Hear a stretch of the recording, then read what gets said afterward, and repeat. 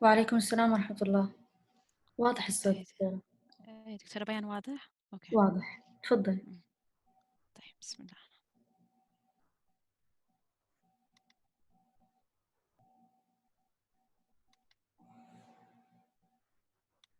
أوكي. طيب آم، طيب دكتورة بيان واضح خلاص ممكن أبدأ؟ تفضّلي دكتورة. أوكي. بسم الله الرحمن الرحيم والصلاة والسلام على رسول الله وبعد. أولا أحب أحييكم جميعا وأشكر لكم انضمامكم لهال webinar under the title Pediatric Cataract. ثانيا أود أن أشكر الدكتورة نور الضحيان our program director of residency training program for her continued effort to keep the wheel of the education on track, even online. Special thanks also to our beloved organizer, Dr. Bayan, for her wonderful effort to make this happen today. At last ممكن أستغل الفرصة وأهنيكم بقدوم شهر رمضان المبارك. أسأل الله أن يبلغنا إياه وإياكم ويجعلنا فيه من صوامه وقوامه، وأن يرفع الله عنا وعن بلاد العالم هذا الوباء.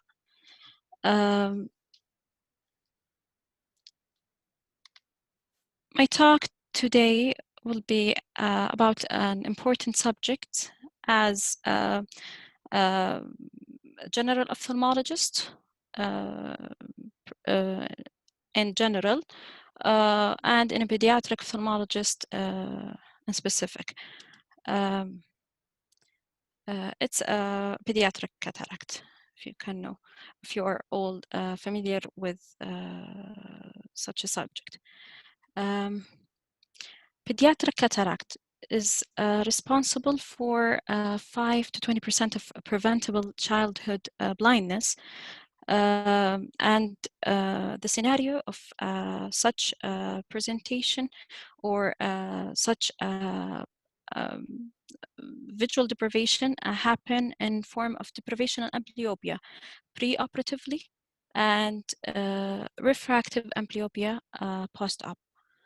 In terms of onset of cataract, pediatric cataract can be congenital, which present at birth, infantile,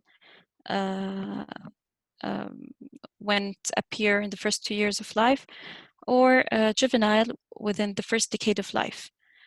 Pediatric cataract can be congenital or acquired. Familial cataract are usually autosomal dominant and always bilateral, but it may be asymmetric in terms of inheritance. X-linked and autosomal recessive inheritance have been reported, but are rare. It's important to mention that not all inherited cataracts are congenital. Cataract in children can also be isolated or associated with systemic condition, including chromosomal abnormality such as trisomies 13, 18, Down syndromes, and in craniofacial or mandibulofacial or skeletal syndrome such as in Hallermann-Streiff, Marfan syndromes, and in metabolic disorder as in galactosemia, myotonic dystrophies, galactokinase deficiencies, diabetes mellitus patient can also present with cataract. And it can be also the first sign to diagnose a patient with such condition. A congenital infection prenatally, as in rubella, toxoplasmosis, cytomegalovirus, as what we usually label as a torch infection screen, can be a reason for a congenital cataract. A dermatology, conditions such as atopic dermatitis, CNS, musculoskeletal, renal disease, in terms of Lewis or Albert syndromes can be a reason or associated condition with a cataract. Acquired cataract can be related to trauma or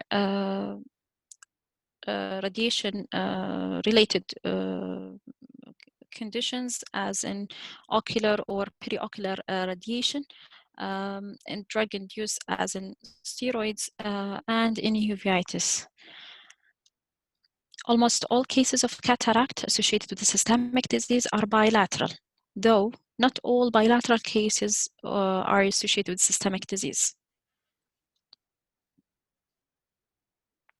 Cataract can also be associated with other ocular anomalies, including anterior segment dysgenesis.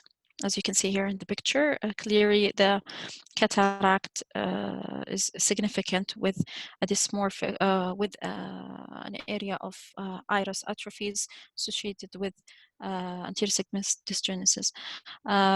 In terms of iris aniridia, or aniridia condition, where there is a significant cataract can be associated. And in condition of colobomas, cataract can be associated. And in PHPV, or what we call persistent fetal vasculature, a significant cataract of variable presentation can be associated too. And in retinal dystrophies, such as an RP, or what you call retinitis pigmentosa, and posterior subcapsular cataract can be can be associated with such condition. And other phenotypical entities, we have the anterior subcapsular cataract, which is most commonly related or can be associated with atopic dermatitis condition and in uveitis cases. An oil droplet cataract, if you can see here on retroillumination, I'm sorry, I think there is a mistake here. Okay, can you just give me a moment?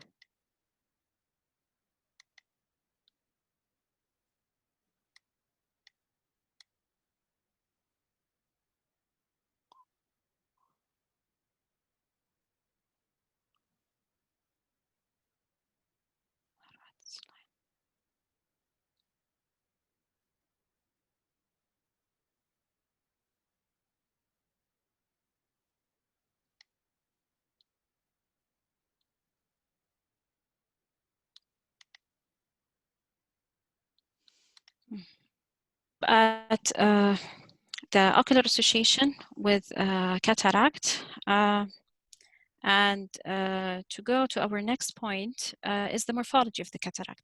Cataract can be total or complete. Total, or would we say complete, or partial. The location in the lens and the morphology of the cataract provides a great deal of information about its onset, etiology, and visual prognosis. The clinically most common and important morphology of partial cataract can be mentioned is the anterior polar cataract. In such cataract, they are common and appear, as you can see here in the slit lamp photo, as a white small dot in the center of the anterior lens capsule, and it's around 1 millimeter in diameter, but it can be smaller. It's thought to be a remnant of the persistent tunica visculosa lentis. The opacity tend to be visually insignificant. They are static and tend to be sporadic, but it can be bilateral or unilateral. And they are congenital ones. Anisometropia is an important and a common things to look up. So careful refraction and periodic follow-up are indicated in such cases. Here's the retroillumination photo showing how does it appear as a small dark dot. Next is the nuclear cataract. Nuclear cataract tend to be congenital, and it involve the nucleus of the lens, and they are typically around 3 millimeter in diameter, and the opacification or the irregularity, as you can see, extend peripherally along the lens fibers. The density are variable, and they can progress. They can be unilateral or bilateral, inherited or sporadic. Importantly, these eye tend to have a microcornea, so and mostly with unilateral cases. So these eye are at increased risk for developing epic glaucoma afterwards. So careful monitoring of the patient throughout life is crucial. The other type is the lamellar cataract, and these can be identified with their round, discrete rings-like opacity in the developing lens cortex. And this opacity usually larger in diameter, and around they tend to be 5 millimeter or more, and they are always bilateral but sometimes asymmetric in density. Whether symmetrical or asymmetrical, they are potentially amblyogenic.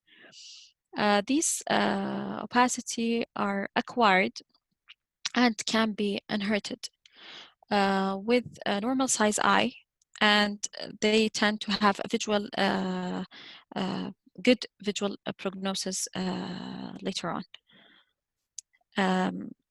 The other type, what we call a posterior lentiglobus, as you can see here in the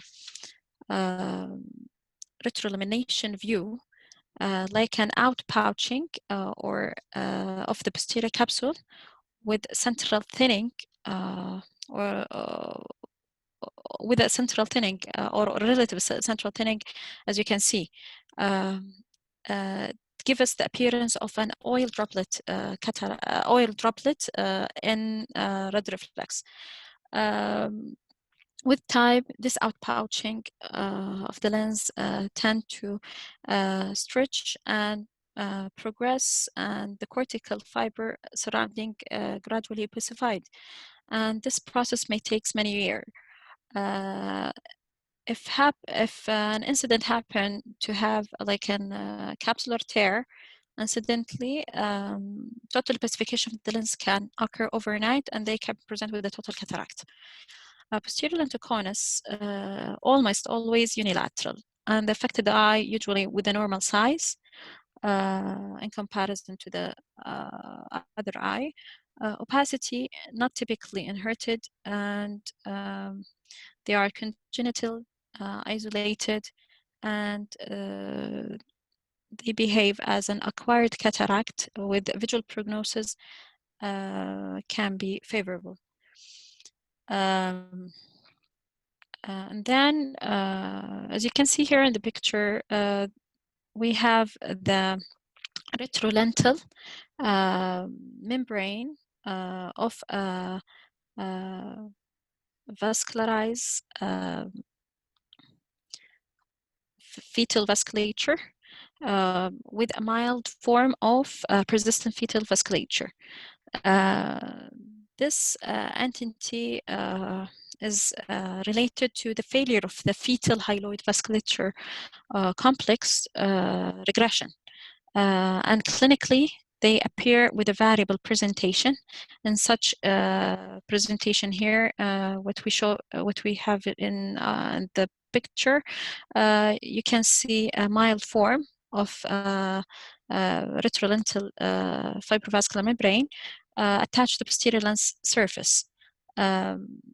While in this form, you can see how does it looks with a severe form of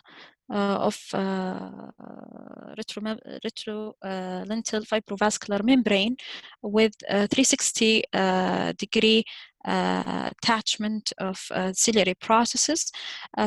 Such a cataract or such a presentation, usually they tend to have microphthalmia. They are at risk of developing glaucoma afterward. And in such a severe form, the pushing of the lens forward can end up with flattening of the anterior chamber and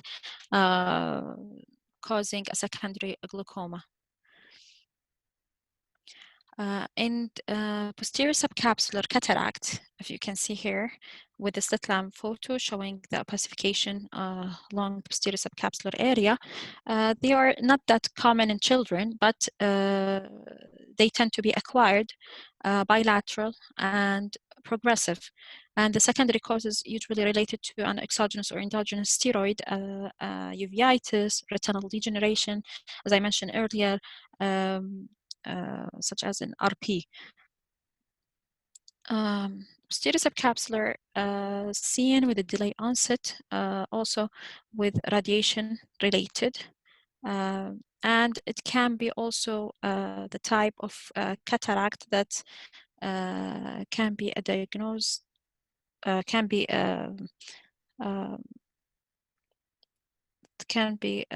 first clinical presentation of neurofibromatosis type 2. Here is the retroillumination view showing the opacity along the posterior capsule. Other phenotypical presentation is the anterior subcapsular cataract, and I'm sorry for the previous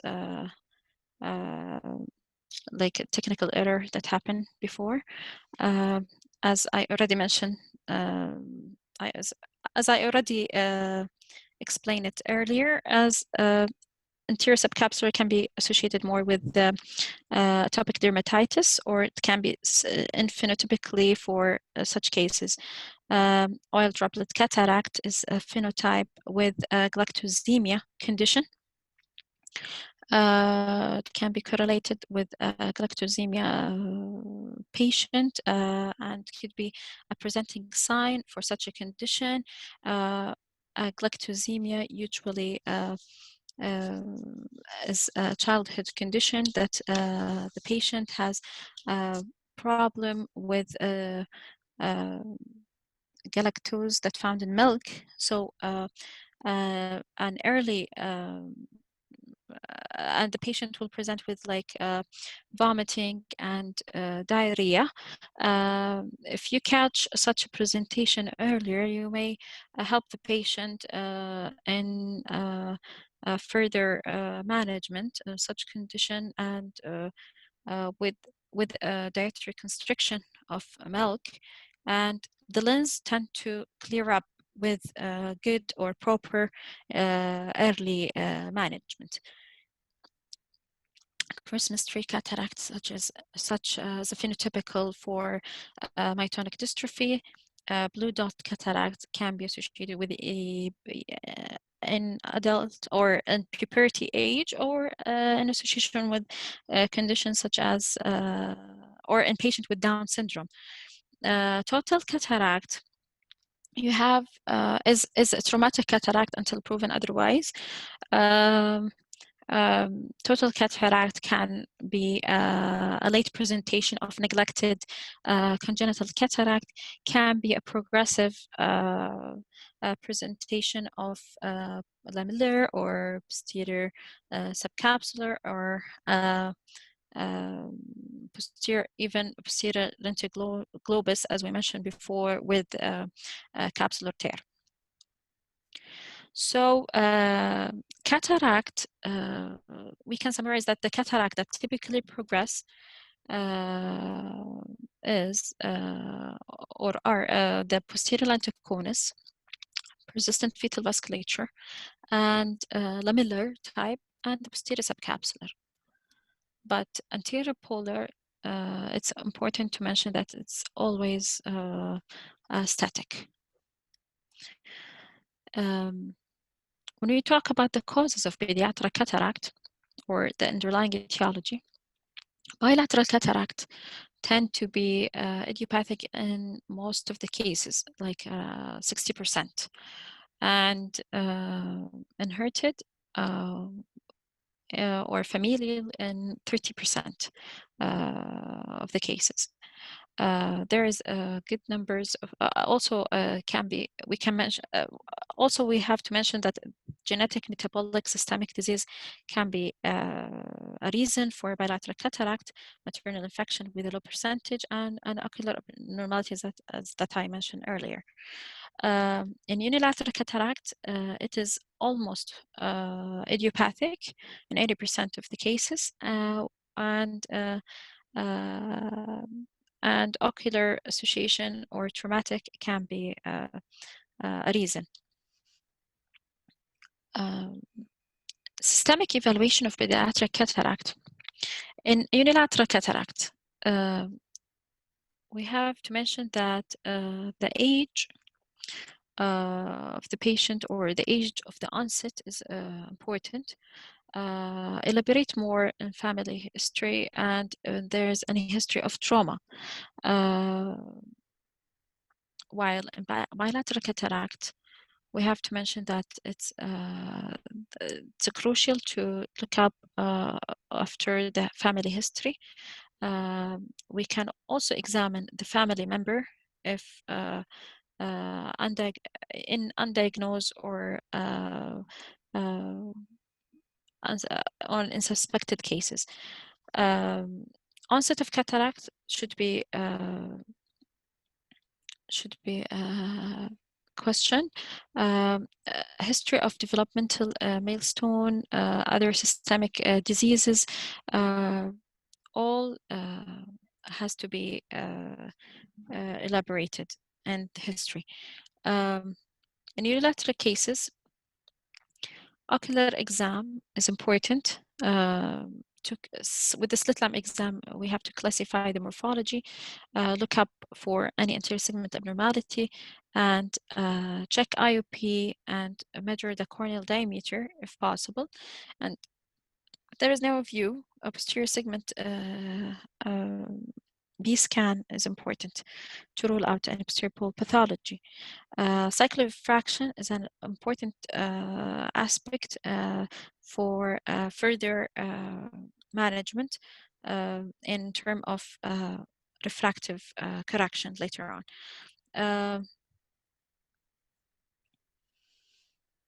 In bilateral cataract, further details or systemic further systemic question in terms of pediatric evaluation or genetist should be done. In unilateral cataract, lab tests, as we know, they are mostly isolated and idiopathic, so the extensive tests are not usually indicated. While in bilateral cataract, positive family history can be can help us to reach a diagnosis, and the test can be obviated. Basic lab workup in a healthy child with unknown etiology, usually we will request torch titer, VDRL, urine for reducing substance and amino acid, blood for calcium, phosphorus, such an hypothyroidism, and glucose such as hypoglycemia, RBC galactokinase as in galactokinase deficiency. Any further workup in presence of the systemic abnormality should be directed by the geneticist. So this will take us to an important question. Is this cataract visually significant or not? So evaluating a patient whose infant or preverbal child can be done with different modalities. Red reflex is an important tool to assess for anterior lens opacity if it's occluding the entire pupil, where we call it's where the cataract is visually significant. And central or posterior lens opacity of sufficient density and more than 3 millimeter, usually this is a sign of visual significance. Clinical evaluation for a child more than 3 months old, usually by assessing his fixation preference and objection to occlusion. A visual acuity in older children, usually done with a preferential looking card as an Allen card or E-chart whenever they are cooperative. Visual evoked potential I have mentioned for a preverbal and less cooperative or in developmental delayed children, as a pattern VEP can be used to give us an idea about its significance. Strabismus in unilateral cataract and nystagmus in a bilateral cataract usually are late signs, though surgery can still be of a significant improvement. In school age and older children, visual acuity of 20/50 or worse is visually significant. Symptomatic issue such as a glare or squinting to bright light is also a sign of visually significance. Progressive loss of stereo acuity also a sign that we can take as to make sure or to say that the cataract is visually significant.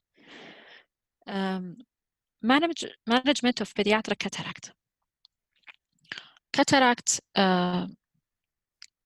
or in management of cataract, not all pediatric cataract would require surgery. There is, in cases of like a small partial with insufficient density, less than 3 millimeter or pericentral, they can be managed with a pupillary dilation, such as like in pupillary dilation with the dilating drops to a period where they lose their or where they start to have like a drop of vision, or tend to be or shifted to be visually significant. Part-time occlusion or glasses or refractive error correction can be an option, and they should be monitored carefully. If significant amblyopia develop, so surgery will be indicated at that point. Timing of surgery. There is a critical period of visual development that has been described in the first 6 weeks of life, during which the vision is subcortically mediated and infant is relatively resistant to amblyopia. And this time where surgical intervention will depend, at this time, the timing of surgical intervention will depend on the onset of opacity and the laterality. So in cases of dense unilateral cataract, they can wait until 4 to 6 weeks of age. And early surgery, as an early surgery may increase the risk of aphakic glaucoma. In a dense bilateral cataract that present at birth, first eye surgery can be done within a period of 6 to 8 weeks of age, and the second eye after within like 1 to 2 weeks to keep the gap to a minimum. A simultaneous bilateral cataract surgery is still under like controversial, where the risk and benefit has to be weighed.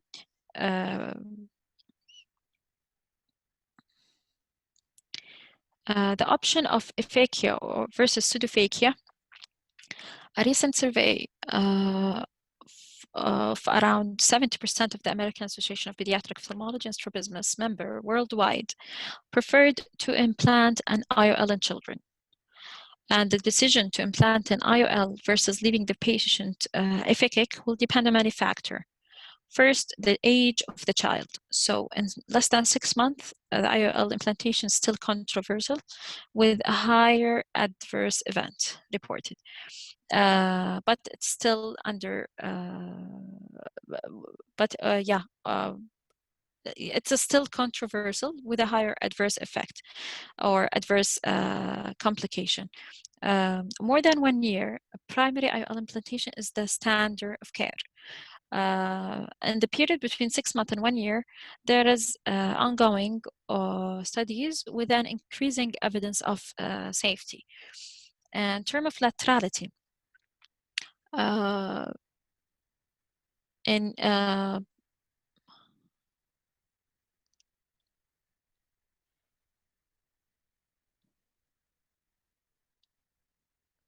laterality. So, sorry. IOL in unilateral cases,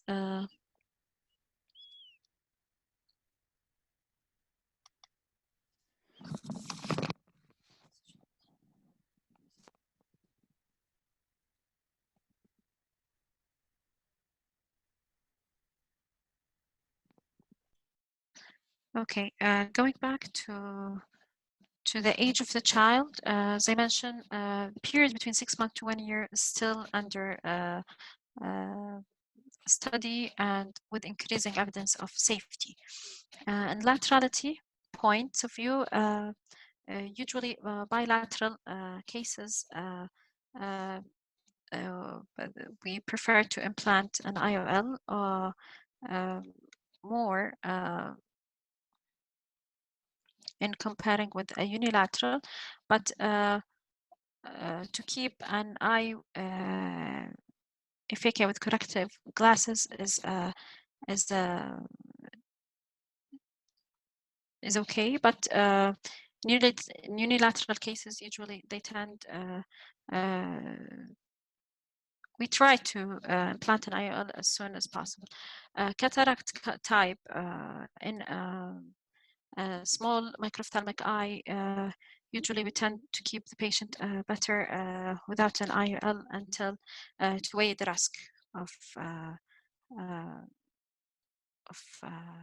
cases. A comorbidity, eye size as a microcornea is a contraindication. Uveitis also is an there is a controversial issue regarding uveitis, and it's usually contraindicated to implant an IOL. Also, a family preference. The family preference is a very important because they are they will help us in a proper post-operative visual rehab if they are willing to help us with glasses, or they prefer to go with a compliance of the patient, or as the family they are preferring to follow with the glasses, or they can poor compliant patient we can go with IOL. And preoperative evaluation, or what we call biometry and IOL calculation, child eye is unique.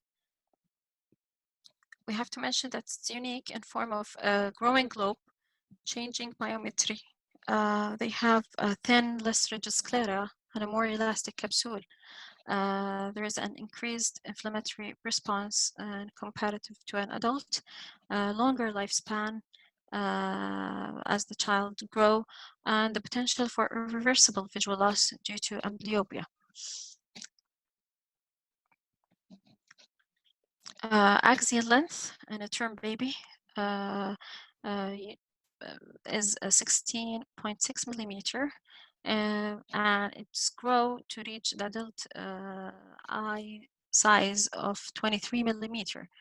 So this growth usually carry on in rapid phase in the first 18 months, as you can see, with 0.6 millimeter per month in the first 6 months, and followed by 0.1 millimeter per month in the period between 6 to 18 months, and then it slowly go on after 18 months with a low growth rate of 0.1 millimeter. So in terms of keratometry, the change in corneal curvature in newborn from 51.2 diopter to 45.2 diopter at the end of first year to reach the 43.5 diopter as a normal reading in adults. So these myopic or what we call growth shift can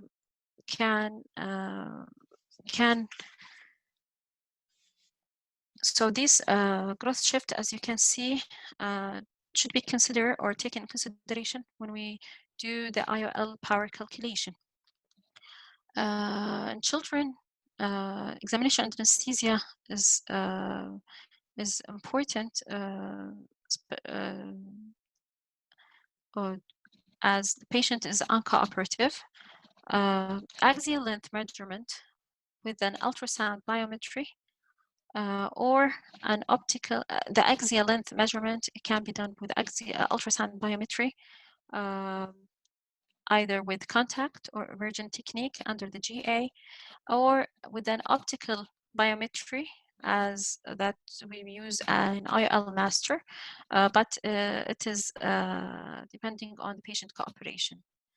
Emergent biometry is recommended for pediatric IOL power calculation in terms of less error in comparison to the contact one.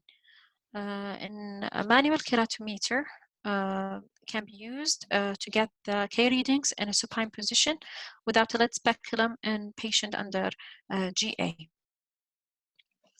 IOL power formula. They fall into two major categories.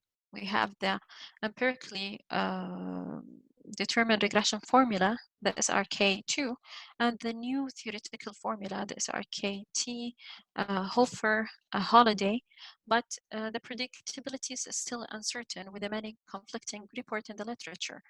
But Holiday and SRKT formula, followed by the Hofer Q, found to be the more predictable than other formulas, especially in infant with a short, who is shorter than 22 millimeter. Refractive selection is another controversial area of in pediatric cataract. The factor in selection of appropriate IOL power would include many factors. First, the age at the cataract surgery. The younger the child, the more myopic shift with eye growth. So the aim is to undercorrect is favorable. Status of the fellow eye. In bilateral cases, it is fine to be more hyperopic. But in unilateral, the aim of refraction should be close to the contralateral refraction. So a cyclorefraction preoperatively or pre-IOL calculation is crucial.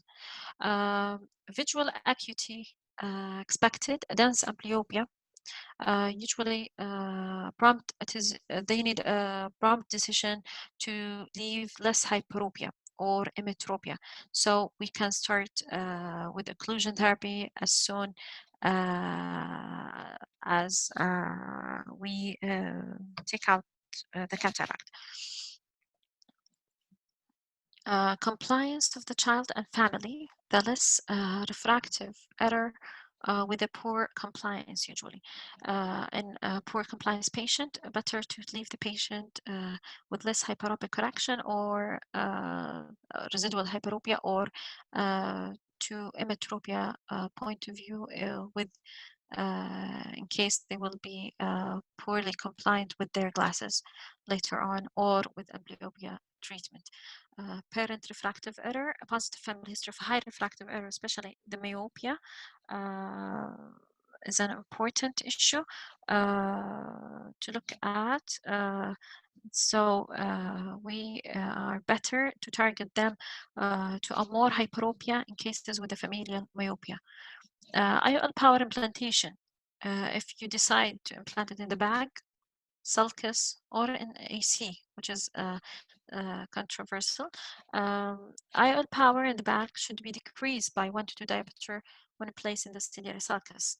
And the higher the power, the greater the reduction. Two options available for undercorrection. We have the percentage reduction, which depend on the age at surgery, as we can see here in the table showing the post-operative refraction, different age group, depending on many studies or relying on different or relying on different studies have been reported that reduction of less than 20%, of 20% less an infant who's less than 1 year, and to reduce to 10% afterward, or in toddler afterward by 10%. And the other option is to reduce specific diopter from IOL power that needed for emmetropia according to the age. And here, where the tables have appear afterward with different studies where they aim for like a +6 in the first year of life, and until we reach the emmetropic gradually decreasing the power until we reach the emmetropic target by after 8 years. Rule of 7 is an rough estimation in cases patient or when a surgeon is in a place, a rural place where they have no IOL power calculation, or as a rough estimation for if the resources are not available, the power of implanted IOL achieved in immediate post-op refraction is equal to 7 minus the age. For example, the age is 2, the target refraction must be like 5 diopter more, 5 diopter. This was advised by Laura Inyadi in 1998, as they study 38 eyes having surgery between 9 months and 17 years, and the degree of myopic shift in young patient was about 1 diopter per year. In terms of types of IOL, acrylic foldable hydrophobic IOL have gained popularity over the PMMA. And this because of the greater biocompatibility, smaller incision size with the use of the foldable design, and the late onset and the lower rate of the PCO formation. A single piece in the bag versus 3 piece in the sulcus is available. And then and they are we have them in two form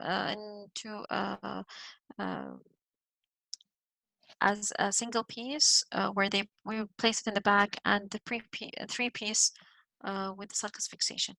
Transscleral sutured IOL, the issue with the longevity, as these patients are pediatric and they will grow, and the tendency for spontaneous dislocation from suture breakage have reached 12 to 24% in a follow-up period of 10 years. So still we need more investigation or more studies or more element or more modalities for more stability. Iris fixated IOL would tend to have a high rate of complication. Multifocal IOL in children is debatable. Surgical procedure. So a patient with cataract, usually the surgical steps will be in category of a lens aspiration, plus minus posterior capsulotomy and anterior vitrectomy, plus minus IL implantation, and all these will depend on many factors. So after the surgery or while when we take a patient or a pediatric cataract surgery, usually there is a special consideration should be taken. In wound construction and closure, scleral tunnel incision versus the clear corneal approach, they shown to be equally safe and effective with the spontaneous regression of stigmatism over a period of time. The advantage of clear corneal incision is the preservation of the conch tissue in a population where they are at risk of effect glaucoma, as well as for better mobility of instrumentation during the procedure with the clear corneal incision. Lensectomy through pars plana approach can also be done if the IOL is not intended immediately, as in like cases of marfans or where there is a dislocated lens or subluxated. Or in cases of a congenital cataract with a very young age, and we tend to implant the IOL later on. Superior incision are commonly performed compared to the temporal approach because less risk of injury and with the protection of eyebrow and lids, and the post-operative and less risk of inflammation or wound exposure and leakage of with post-op endophthalmitis. Temporal approach, usually a desirable approach in deep-seated eye and in children with a previous or planned filtration surgery, filtering glaucoma surgery superiorly. Suturing all wound is recommended, including the paracentesis with 10-0, 9-0 vicryl, or a nylon suture, as frequent eye rubbing add to the potential of post-operative wound leak. Absorbable suture are preferred, as researchers shown that the use of 10-0 vicryl caused astigmatism, but that astigmatism usually disappear by 6 weeks. And anterior capsule management. Manual continuous cavalier capsulorhexis is the gold standard in pediatric cataract. Elasticity makes the runaway capsulorhexis risk in even an experienced hand, and it takes like a steep learning curve to get it, and it can be performed with either a cystotome or forceps. Vitrector rexis is the most advantageous in children who's younger than 2 years. Recently, a report of promising results with the femtosecond laser-assisted anterior and posterior capsulotomies. An ideal capsulotomy for an IOL with an optic of 5.5 to 6 should be in a range of 4 to 5 millimeter, and smaller capsulotomies may result in severe capsular phimosis, where there is 15% shrinkage of the capsular bag over the occurs over 6 months. Here in the picture, you can see how an infant capsule, the way we direct our pull is usually toward the center because of the nature of elastic nature of the capsule tend to run away easily. While in an oldest or teenage capsule, you can see, or the regular adult capsular risks, usually the direction is usually away from the center, or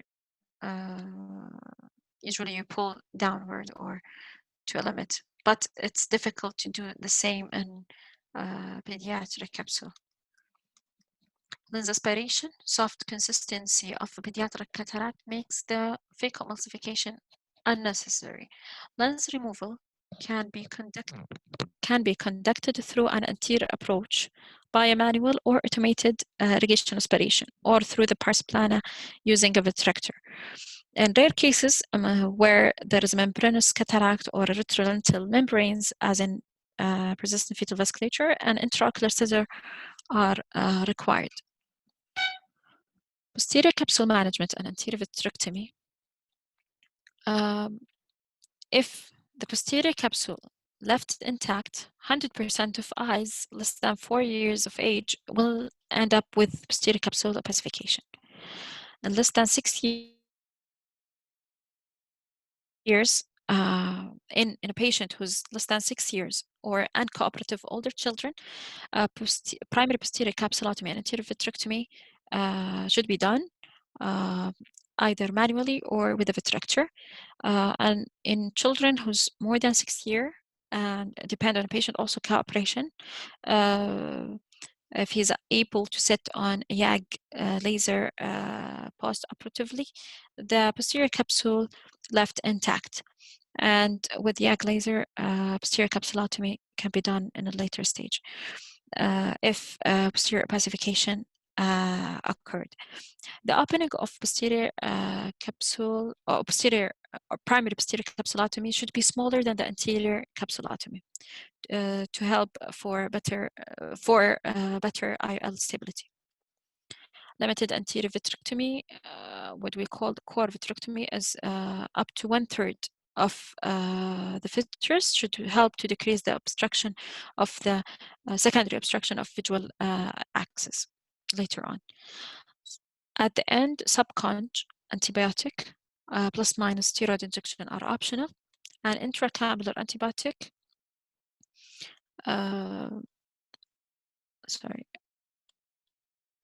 are not indicated in children or not studied well in children. Post-operative management, medical management in terms of topical steroids and antibiotic, or a combination of both, are routinely used. And a steroid will be titrated to the degree of inflammation the first post-operative weeks. Topical cycloplegic usually prescribed for 2 weeks to prevent the formation of synechia later on. In terms of post-operative management, visual rehab is important. And this can be done with correction of the refractive error or the residual refractive error, and it's essential to initiate the optical correction as soon as possible post-operatively.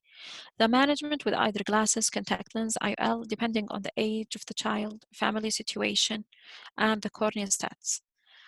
Phakic contact lenses, it's the treatment of choice for congenital cataract in infant under 1 year, especially in a monocular aphakia.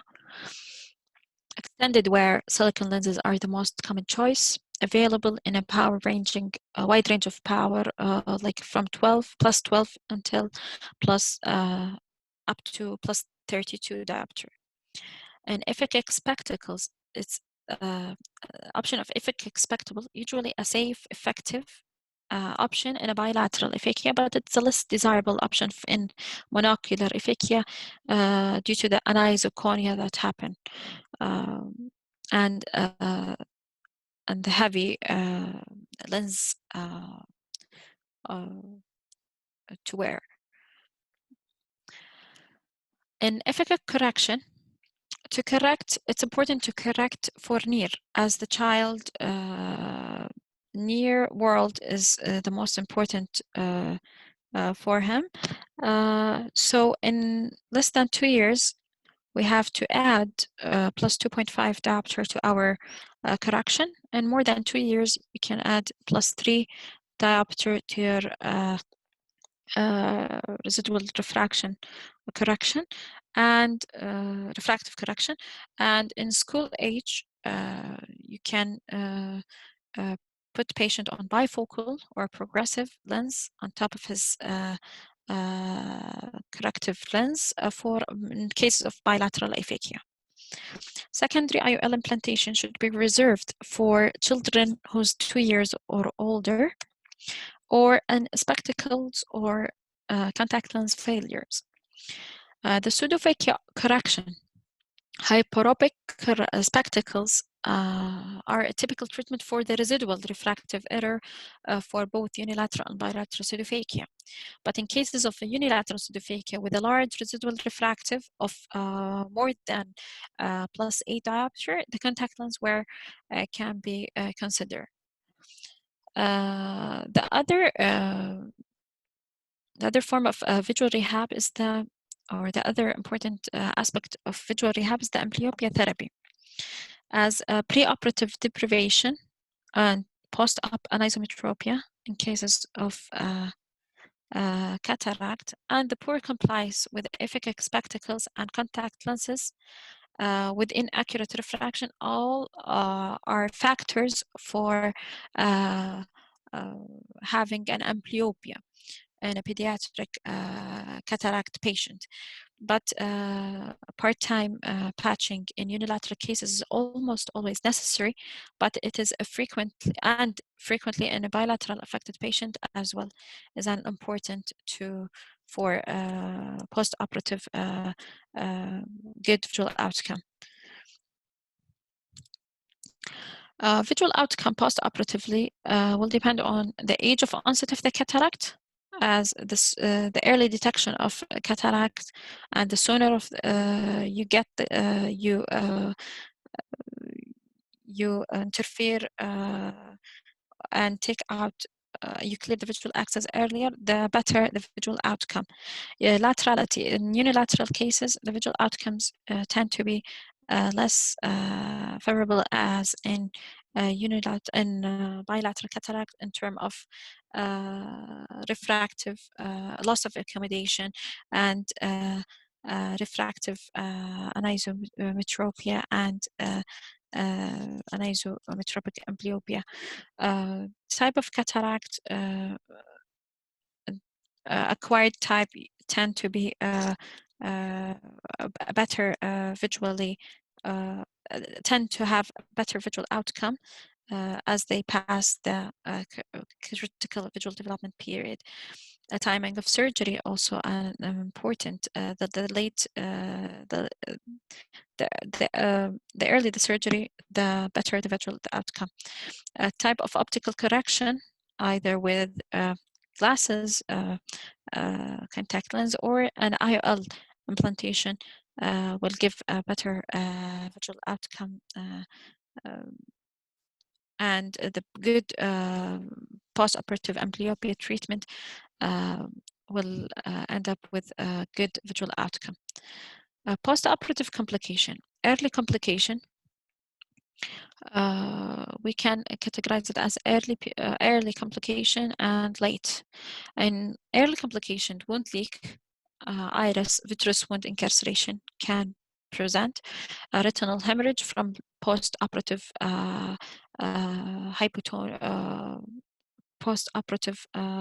hypotonia can happen. IOL capture is another complication, and a post-operative uveitis or vigorous inflammatory response in form of fibrinous reaction, secondary fibrin membrane formation are more in microphthalmic and younger children with an IOL implantation. A post-operative endophthalmitis, either early or late, with an incidence of 0.07 can happen. Late complication, secondary glaucoma, either open or closed, is a complication that can occur with an incidence in aphakic patient higher in incidence in the aphakic patient higher when the cataract surgery done within the first month of life, and if it's associated with a nuclear cataract and PHPV due to the microcornea and microphthalmic or smaller eye size, family history of aphakic glaucoma, also another factor to increase the risk of aphakic glaucoma in such patient. So a regular IOP check, ophthalmic exam, refraction is required for a lifelong risk to have a glaucoma. A posterior capsular opacification, which is the most common complication, and usually it's ampliogenic if it's less than 6 years of age. That can be managed either with laser or surgical membranectomy, YAG laser under GA if the patient is uncooperative, or a surgical membranectomy as soon as possible. Strabismus, amblyopia are also a complication that can happen with a poor visual outcome. A retinal detachment, which is rare, is a lifelong risk, more with a myope and in re-op cases. So in summary, pediatric cataract can be congenital or infantile, unilateral or bilateral. Unilateral cataract usually sporadic, idiopathic, with no systemic association. Bilateral cataract are often familial and associated with systemic disease. In a congenital cataract, timing of surgical intervention is crucial. Visual rehab of pediatric cataract includes the correction of refractive error and amblyopia therapy. There is an increasing evidence of better visual outcome in infant managed with IOL implantation. IOL biometry should be carefully measured to avoid the errors in IOL power calculation. The agreement to leave the patient more hyperope the younger they are, and the standardized guideline have yet to be established. Post-operative prediction error raised the need to develop an IOL calculation formula customized for pediatric eyes to minimize it. Realistic expectation of visual outcome must be explained, especially in unilateral cases, the late presentation or and poor presenting vision. PCO is a major problem faced by the entire pediatric ophthalmology community worldwide. Finally, not every myopic shift post-cataract surgery in children is benign. You have to think of glaucoma. Thank you. شكرا دكتورة نجاح، الله يعطيك العافية. It was الله a يعافيك. informative lecture. الله يعافيك. If anyone has a question, you can either raise your hand or write in the chat.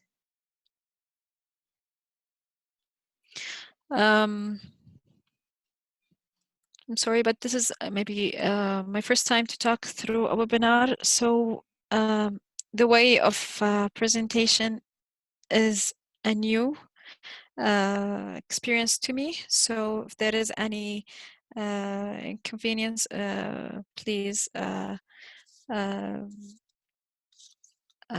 accept my apologies.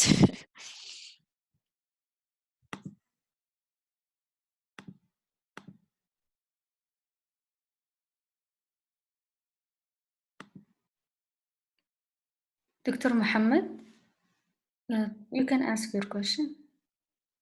السلام عليكم. الو سامعني؟ Yes. الو. انا احمد فؤاد. شكرا يا نجاح على المحاضره الجميله ديت.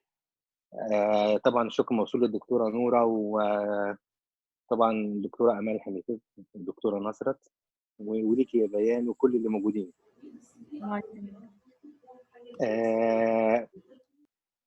الو. Can you hear me؟ تفضل دكتور، مسموع. كنت عايز انتهز الفرصه واسال كده الاودينس، يعني السوبيريورز اللي موجودين، لو حد كان عنده اكسبيرينس او جرب في الحالات بتاعه مفيش سبورت، يعني مفيش posterior chamber ومفيش سبورت. سؤال. الو. ايوه مرحبا دكتور احمد، ايه تفضل. اي نجاح، ازيك؟ بقول كنت عايز انتهز الفرصه واسال الاودينس السوبريورز اللي موجودين، يعني كده لو حد منهم جرب اليماني تكنيك في الاي او ال امبلانتيشن في الحالات اللي هي ما فيهاش سبورت، ما فيش باج، ما فيش سبورت كبسول رابتشر، او ما فيش سالكس وما فيش، فاهمه؟ فهل في حد في اني انستتيوشنز جرب اليماني تكنيك اللي هي السوشيال؟ اوكي.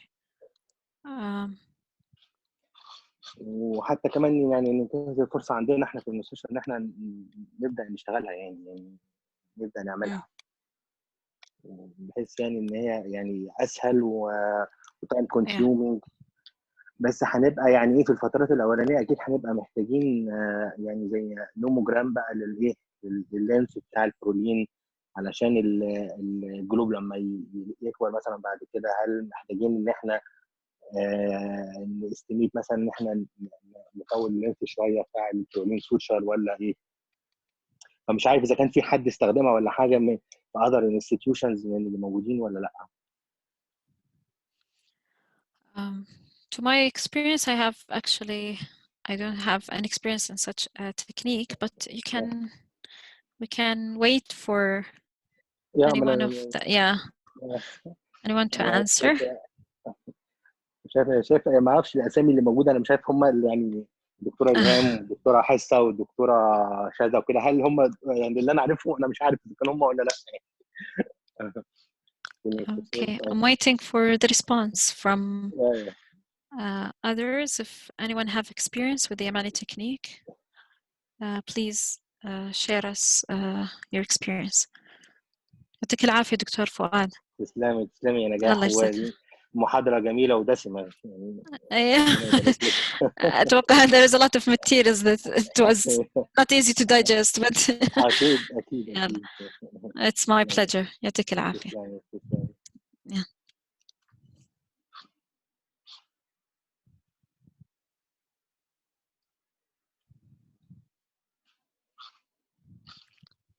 في سؤال دكتورة من دكتورة سهام. Which is better, to prescribe the ad as progressive or bifocal ad, or it is the same? The thing, the main importance of the bifocals is for a reading point of view. So in term, if you are added, as it's a custom issue or it's a custom design to go with the progressive or bifocal or executive bifocal. But the main thing is the function of the bifocal. Progressive tend to be more expensive and it will cost the patient much. But if it's affordable, it's cosmetically, I think, or will be much better.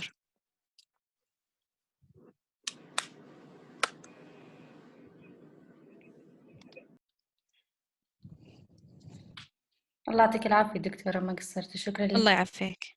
اوكي، يعطيك العافية. Any more question ولا خلاص ممكن نطلع؟ Anyone have question? The lecture will be uploaded on PSMMC YouTube channel إن شاء الله today بإذن الله. يعطيك العافية. الله يجزاك خير.